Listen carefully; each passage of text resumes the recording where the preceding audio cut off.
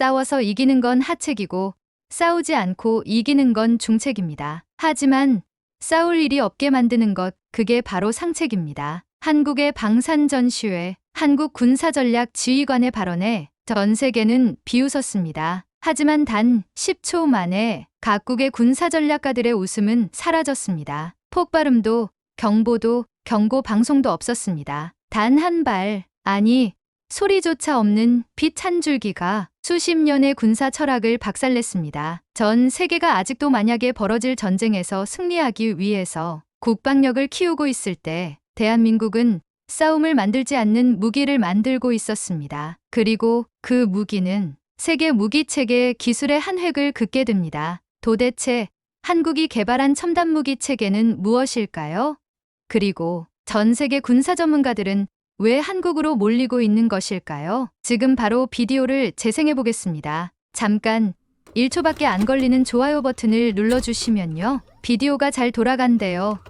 좋아요는 무료잖아요. 안녕하세요. 저는 닉 브레너라고 합니다. 미국 국방부, 그 중에서도 전략기획국에서 오랜 시간 근무했던 군사전략가로 프랑스와 영국의 합작 방산기업에서 전략고문으로 일하고 있었습니다. 군사와 외교의 접점에서 수많은 시뮬레이션과 의사결정 모델을 만들어 왔고 무기체계가 지닌 기술력보다는 그것이 어떤 전략적 맥락 위에서 활용될 수 있는가에 집중해 왔습니다. 이런 저를 움직이게 만든 나라는 놀랍게도 한국이었습니다. 이 나라를 분석하기 위해 제가 한국을 찾았다고 말할 수도 있겠지만 돌이켜보면 저는 분석이 아니라 판단을 하러 갔던 것 같습니다. 이미 정해놓은 인식을 다시 한번 확인하러 말이죠. 기술력은 빠르지만 철학은 없다. 실행력은 높지만 방향은 외부에 의존한다는 그 오래된 편견 말입니다. 제가 처음으로 한국이라는 나라를 접하게 된 건 오래전 한미연합훈련 자료를 분석할 때였습니다. 당시 한국군의 지휘체계나 전략 접근 방식을 보면서 이 나라는 아직도 미국의 보호 아래에 있는 구도구나라고 생각했습니다. 그 생각은 어찌 보면 무지였고 어찌 보면 교만이었죠. 그 무지와 교만이 얼마나 깊었는지 저는 그 후 몇 날 며칠을 머릿속에서 되새기며 후회하게 됩니다. 프랑스 본사로부터 한국 파견을 제안받았을 때도 저는 선뜻 고개를 끄덕였습니다. 동아시아 방위시장, 특히 차세대 공중방어 체계에 있어 한국이 최근 두각을 보이고 있다는 점은 업계 전반에 알려져 있었지만 제게는 그것조차도 현실적으로 받아들여야 하는 데이터일 뿐이었습니다. 정말로 그들이 전략적으로 독립적인 흐름을 갖고 있을 거라고는 생각하지 않았습니다. 방문 첫날, 저는 서울 인근 고양시에서 개최된 DX 코리아 방산 전시회를 찾았습니다. 그곳은 전 세계에서 온 무기체계 전문가, 전략가, 기술자들이 모여 자국의 방위 시스템을 소개하고 상호 협력 가능성을 타진하는 자리였습니다. 그 전시장의 분위기는 말 그대로 차가운 전쟁 같았습니다. 전시 부스마다 속도, 위력, 정밀성을 내세우며 더 빠르고 더 멀리, 더 강하게를 외치고 있었죠. 각국의 고위 장성들이 그 속을 천천히 걸으며 협상 준비를 하는 모습은 전장보다 더 전장 같았고 저 역시 그 분위기에 익숙하게 섞여 있었습니다. 그런데 그곳 한가운데서 제 시선을 사로잡은 공간이 있었습니다. 바로 대한민국이 독자 개발했다는 레이저 대공무기 천광의 시연장이었습니다. 거대한 스크린과 조용한 통제 장비, 그리고 주변에 설치된 드론 모형들이 정교하게 배치되어 있었고 수많은 인파가 이미 그 앞에 모여 있었습니다. 사람들의 눈빛은 호기심과 의심이 교차하는 느낌이었습니다. 사실 저도 그랬습니다. 레이저 무기는 상용화와 실전 배치 사이의 간극이 매우 큰 분야이기 때문입니다. 현실적 제약이 워낙 많아서 대부분의 나라가 연구는 하지만 실전 도입에는 신중할 수밖에 없죠. 저는 팔짱을 낀 채 시연을 지켜보기 시작했습니다. 드론이 이륙하고 상공을 일정 궤도로 비행하자 조용히 감지 알림이 떴고 그 다음 순간 정말로 소리 하나 없이 그 드론이 마치 전자장애를 받은 것처럼 툭 떨어졌습니다. 폭발도 불꽃도 없었습니다. 드론은 말 그대로 기능 정지 상태로 낙하한 것이었습니다. 정말 놀랐습니다. 그러나 그 놀라움은 곧 당혹감으로 바뀌었습니다. 왜냐하면 그 어떤 환호도 과장된 시연 설명도 없었기 때문입니다. 시연을 마친 기술자가 단 한 문장을 남기고 조용히 마이크를 내려놓았을 뿐이었습니다. 천광은 기존 포대 방식의 한계를 넘은 무소음무 진동 대응 체계입니다. 우린 싸우기 위해 만든 게 아닙니다. 싸움을 피하려고 만든 겁니다. 저는 그 말을 듣고도 이해할 수 없었습니다. 아니, 이해하고 싶지 않았다는 게 더 정확했을지도 모르겠습니다. 무기의 본질은 상대를 제압하는 데 있는 것 아니던가요? 그런데 왜 한국은 그걸 이렇게 조용하게, 이렇게 침착하게 보여주는 걸까? 전시장을 빠져나와도 그 말이 자꾸 귓가에 맴돌았습니다. 숙소로 돌아오는 길, 택시 안에서 저는 창밖에 서울 거리를 물끄러미 바라봤습니다. 그 복잡하고 바쁜 도시 한복판에서 천광이라는 무기의 정적이 오히려 더 강하게 기억에 남는 것이 신기했습니다. 강함이란 무엇인가? 무기란 무엇을 위한 것인가? 그날 이후 제 머릿속에서 지워지지 않는 질문이 생겨났습니다. 그러나 그때까지만 해도 저는 그 질문의 답이 한국에 있을 거라고는 상상도 못했습니다. 그저 흥미로운 방식이라 치부하고 넘어가려 했죠. 하지만 며칠 뒤 저는 다시 그 천광의 앞에 서게 됩니다. 그리고 이번엔 단순한 시연이 아닌 실제 작동하는 현장을 목격하게 됩니다. 그 순간 제 오만했던 확신이 송두리째 무너지고 말았죠. 전시회를 마치고 이틀 뒤 저는 한국방위사업청이 마련한 공식 일정을 따라 국방과학연구소, 그러니까 줄여서 ADD라고 불리는 곳을 방문하게 됐습니다. 이곳은 단순한 연구 기관이 아니었습니다. 한국이 독자적으로 개발하는 모든 국방 기술의 실질적 시작점이자 그 방향성과 철학이 집약된 전략의 중심이었습니다. 이번 방문은 단지 기술을 구경하러 온 외부 전문가의 시선에서 끝날 일이 아니었습니다. 그들은 분명 저에게 보여주려는 것 이상을 준비하고 있었고, 저 역시 알아보기 위한 마음보다는 검증하고 판단하려는 자세로 그 자리에 섰습니다. ADD 입구에 도착하자 제 이름이 적힌 보안 출입증이 미리 준비되어 있었습니다. 안으로 들어서자 투명 강화유리 너머로 정갈하게 정리된 연구 공간이 보였고, 장비들은 마치 군사적 긴박감보다는 과학자들의 호기심과 실험 정신을 닮은 방식으로 배열되어 있었습니다. 저를 맞이한 인물은 박준혁 박사였습니다. ADD의 레이저 무기 개발팀장으로 소문만 들었지 실물은 처음 보는 인물이었죠. 박 박사는 흰색 연구복을 입고 있었고 깔끔하게 정돈된 머리에 전형적인 공학자의 냉철함을 지닌 듯 보였습니다. 그런데도 그의 눈빛에는 호기심과 열정, 그리고 누군가 자신을 진심으로 이해해주길 바라는 간절함이 어렴풋이 보였어요. 어서 오십시오. 닉 그레너 고문님, 뵙게 되어 영광입니다. 영어로 자연스럽게 인사를 건네는 박 박사의 발음은 거의 원어민 수준이었습니다. 덕분에 통역의 번역톤 없이 직접 대화를 주고받을 수 있었죠. 처음엔 의례적인 기술 소개가 이어졌습니다. 천광의 원리, 광원 구성, 반응 속도, 감시 거리, 냉각 기술 등 전문 용어로 가득한 브리핑은 사실 제겐 그리 인상 깊지 않았습니다. 왜냐하면 그건 숫자와 지표의 세계니까요. 전 세계 무기 개발자 누구나 할 수 있는 영역이기도 했고요. 하지만 박 박사의 눈빛은 달랐습니다. 그는 어느 순간 마치 사전 각본에 없는 말을 꺼내듯 조용히 말했습니다. 레이저 무기는 조용하지만 누구보다 강력한 메시지를 보냅니다. 그 순간 저는 고개를 조금 갸웃했습니다. 기술적 우위를 설명할 때 쓰는 일반적인 문장이 아니었거든요. 어떤 철학 혹은 전략적 함의가 담긴 문장이었습니다. 그 말이 던져지고 난 뒤 분위기는 조금씩 달라졌습니다. 박 박사는 저를 소형 시뮬레이션 룸으로 이끌었고 천광이 모의 공격을 인식하고 자동 요격하는 과정을 직접 보여주었습니다. 그리고 말했습니다. 우리는 단 한 번의 격추를 통해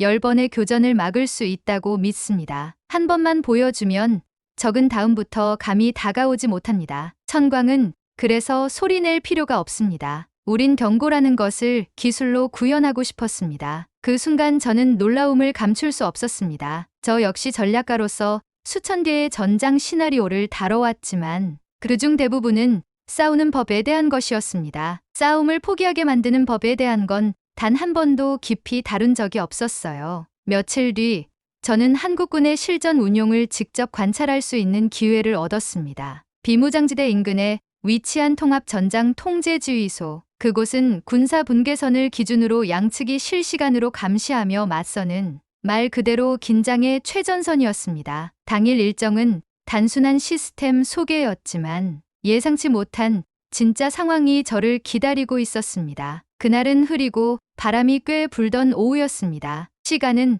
정확히 2시 5분. 갑자기 상황실에 무거운 정적이 감돌았고 북측으로부터 정체불명의 드론 하나가 MDL 군사 분계선을 넘어오는 것이 포착됐습니다. 사람들이 바쁘게 움직였지만 놀라울 만큼 조용했습니다. 함성도 다급한 지시도 없었어요. 그저 훈련받은 동작대로 그리고 익숙한 판단대로 조심스럽게 모든 것이 작동되고 있었습니다. 천광, 자동 모드 전환, 타겟 추적 시작. 지휘관의 명령이 떨어지자 초고속으로 드론을 추적하던 조준선이 잠시 멈췄고 그 후 단 10초도 채 지나지 않아 드론은 그대로 공중에서 사라졌습니다. 폭발이 있었던 것도 아니고 금속이 부서지는 소리도 없었습니다. 그저 눈앞에서 존재 자체가 꺼진 듯한 정적만 남았습니다. 상황 종료. 언론 보고는 생략. 내부 기록만 남깁니다. 지휘관의 말은 담담했습니다. 저는 믿기지 않아 바로 옆으로 다가가 물었습니다. 이런 성과를 왜 알리지 않습니까?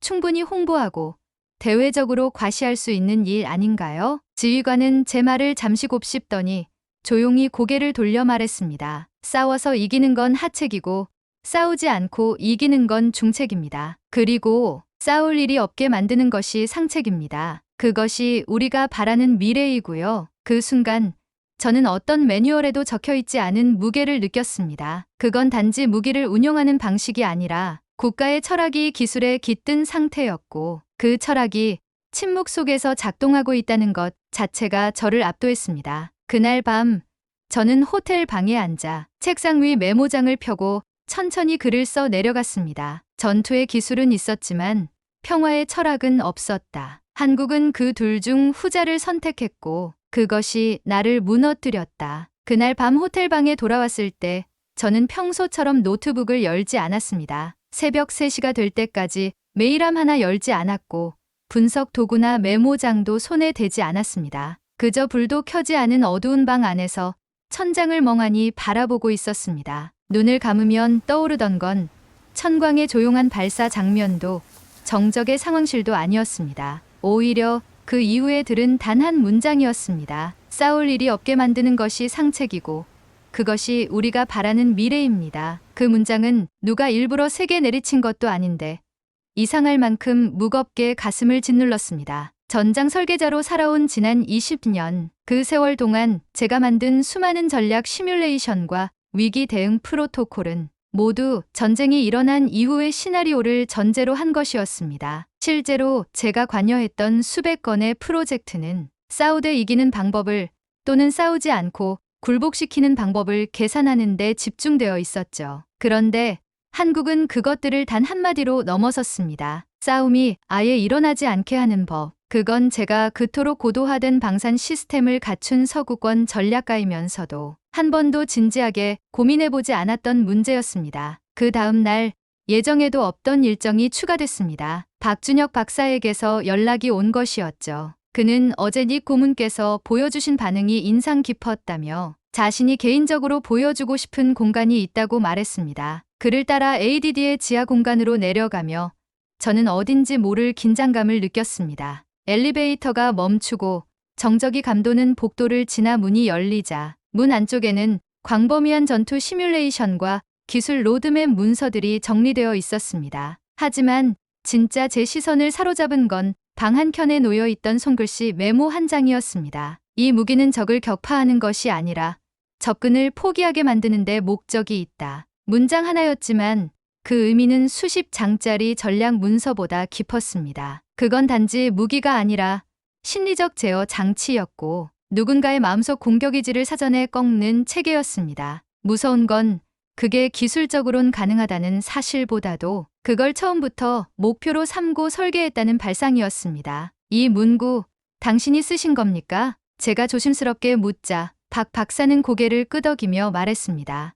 예, 하지만 제가 처음 쓴 건 아닙니다. 이건 20년 전 한국형 방위 철학 프로젝트가 처음 발족할 때 초기 기획자들이 남긴 문구입니다. 그들이 말하던 건 단 하나였어요. 싸움을 분석하지 말고 싸움을 없애는 법을 설계하라. 그 말은 마치 한순간에 제 정체성을 흔들어버리는 돌덩이처럼 가슴에 떨어졌습니다. 전장의 전술을 분석하고 효율적인 전투 흐름을 설계하고 최소 피해로 최대 승리를 거두는 방안을 모색하던 저는 그 순간 완전히 벽에 부딪힌 기분이었습니다. 박 박사는 조용히 말을 이었습니다. 한국은 전쟁을 겪었습니다. 한반도 전체가 불타오르고 민간인도 군인도 똑같이 무너졌던 경험이 있습니다. 그래서 우리에겐 전쟁이 단순한 교전이 아닙니다. 전쟁은 존재의 위기였고 국가 전체가 경험한 집단적 트라우마였어요. 우린 그런 전쟁을 다시는 시작하고 싶지 않았습니다. 저는 아무 말도 할 수 없었습니다. 그는 그저 기술자가 아니었습니다. 그는 전쟁을 겪은 공동체의 상처 위에서 기술을 설계한 사람이었습니다. 그래서 그의 무기는 조용했고 그래서 더 강했습니다. 자랑하지 않았고 과시하지 않았으며 오직 억제만을 목표로 삼았습니다. 우리에겐 싸움을 대비하는 법보다 싸움을 피하는 설계가 더 중요했습니다. 그래서 기술보다 철학을 먼저 고민했습니다. 박 박사의 마지막 말은 한 문장이 정밀한 타격처럼 제 사고를 뒤흔들었습니다. 그는 기술자가 아니라 설계자였습니다. 총을 드는 대신 총이 불필요한 조건을 만들어내려는 설계자. 그가 만든 무기는 눈에 띄지 않았고 소리도 없었으며 뉴스에 오르지도 않았습니다. 하지만 그것이 만들어내는 전략적 억제는 그 어떤 첨단 무기보다도 명확하고 위력 있었습니다. 연구소를 나서는 길, 벽면에 작게 적혀있는 문구 하나가 눈에 들어왔습니다. 지능형 방위 철학 실험실. 처음엔 낯설고 어려운 표현이었지만 이제는 그 문장의 무게를 너무도 잘 알 수 있었습니다. 엘리베이터를 타고 지상으로 올라오며 저는 제 자신에게 솔직해지기로 했습니다. 지금까지 저는 싸우는 법을 아는 전략가였습니다. 그러나 이제는 싸움이 필요 없는 미래를 설계하는 사람이 되고 싶다고 느꼈습니다. 귀국 비행기에서 내리는 순간 저는 어딘가 낯설고 불편한 감정을 느꼈습니다. 파리의 공항은 여전히 분주했고 서구 특유의 냉철한 분위기는 그대로였지만 제 안의 시선이 달라져 있었습니다. 무언가 확실히 바뀌었는데 아직 그게 정확히 무엇인지 말로 정의할 수는 없었습니다. 며칠 후 본사에서 정기 전략 브리핑이 열렸습니다. 이 회의는 제가 돌아오기를 기다렸다는 듯 각국의 방위산업 현황과 차세대, 무기 시장에 대한 전략 수립을 논의하는 자리였습니다. 참석자들은 전부 다 오랜 전우들이자 동료들이었고 그들의 눈빛엔 익숙한 경쟁과 효율, 수익률이 깃들어 있었습니다. 예전 같으면 저도 그 자리에 녹아들었겠지만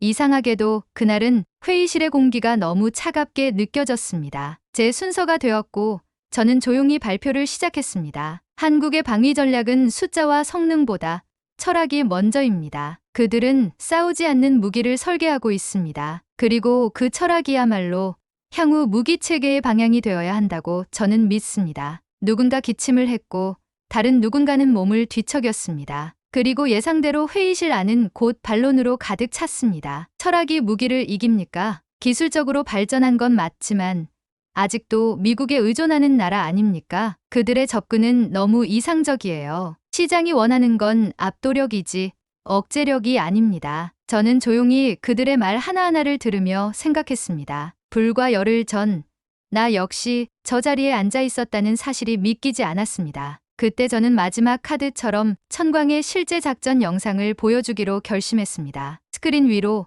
DMZ 통제지휘소의 화면이 떠올랐습니다. 드론이 탐지되고 천광이 작동하고 10초 만에 아무런 소리 없이 위협이 사라졌던 그 장면. 회색 조명 아래 회의실은 그 순간만큼은 조용해졌습니다. 폭발도 경보음도 없는 영상 앞에서 사람들은 말을 잃었고 그 침묵 속에서 저는 말했습니다. 이 무기는 소리도 없고 자랑도 없었습니다. 하지만 자랑하지 않았기에 오히려 더 강했습니다. 그 말을 끝으로 발표를 마쳤습니다. 한 사람, 두 사람 고개를 숙여 자료를 다시 읽기 시작했고 회의실을 나서며 저는 처음으로 동의를 요구하지 않고도 이해를 기다릴 수 있다는 걸 배웠습니다. 그날 저녁 사무실로 복귀하자 제 메일함엔 한 통의 메시지가 와 있었습니다. 보낸 사람 HDSI, 한국의 주요 방산기업 중 하나였고 천광의 핵심 운용 파트너이기도 했죠. 메일의 제목은 단순했습니다. 당신의 철학에 공감합니다. 본문은 짧고 정중했습니다. 한국의 방위 철학에 공명해 주셔서 감사합니다. 당사의 글로벌 전략 고문으로 함께해 주시길 진심으로 요청드립니다. 무기를 만드는 시대에서 평화를 설계하는 시대로 나아가는 여정에 함께 해주십시오. 손끝이 잠시 멈췄습니다. 저는 메일을 닫지도 회신하지도 않고 그냥 컴퓨터 화면 앞에서 가만히 앉아 있었습니다. 마음속 깊은 곳에서 한 가지 질문이 올라왔습니다. 나는 지금 무엇을 선택해야 할까? 그 질문은 단순한 직업 선택의 문제가 아니었습니다. 제 인생을 바꿀 근본적인 결단의 문제였습니다. 펜타곤에서의 시간, 유럽 각국 전략팀과의 협업, 그 모든 경험들은 싸움을 전제로 한 지식과 데이터로 채워져 있었습니다. 하지만 한국에서 겪은 며칠은 그 모든 전제가 누군가의 상처 위에 세워진 것일 수 있다는 생각을 처음으로 하게 했습니다. 그날 밤 저는 오랜만에 술을 따랐습니다. 창밖으로 파리의 불빛이 흐릿하게 번졌고 머릿속에는 ADD 지하실에서 보았던 그 문장 하나가 떠올랐습니다. 적을 격파하는 것이 아니라 접근을 포기하게 만드는 데 목적이 있다. 그리고 그 옆에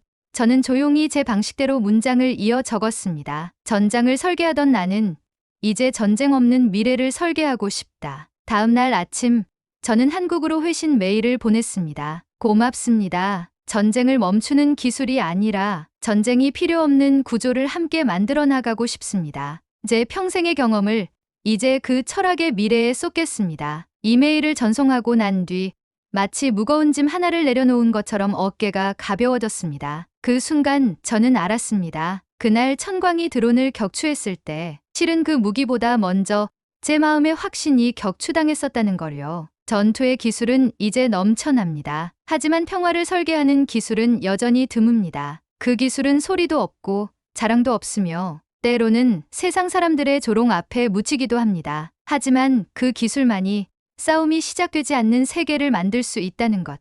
저는 이제야 믿게 되었습니다. 그리고 오늘 저는 조용히 결심합니다. 그 기술을 만드는 사람들이 있는 그 나라, 한국에서 저도 함께 싸우지 않는 무기를 설계하겠습니다. 오늘 들려드릴 이야기는 여기까지입니다. 자주국방으로 세계 1위를 달성하려는 한국의 모습. 정말 보기 좋고 자랑스럽습니다. 여러분은 어떻게 느끼셨나요? 여러분의 생각과 마음속 울림을 댓글로 남겨 감동 비디오의 마지막을 장식해주세요. 여러분의 댓글 하나하나가 영상을 제작하는데 큰 힘이 됩니다. 그리고 오늘의 비디오가 따뜻하게 다가오셨다면 구독과 좋아요도 잊지 말아주세요. 다음엔 더 깊은 감동과 더 진한 이야기로 찾아뵙겠습니다. 함께해 주셔서 진심으로 감사합니다.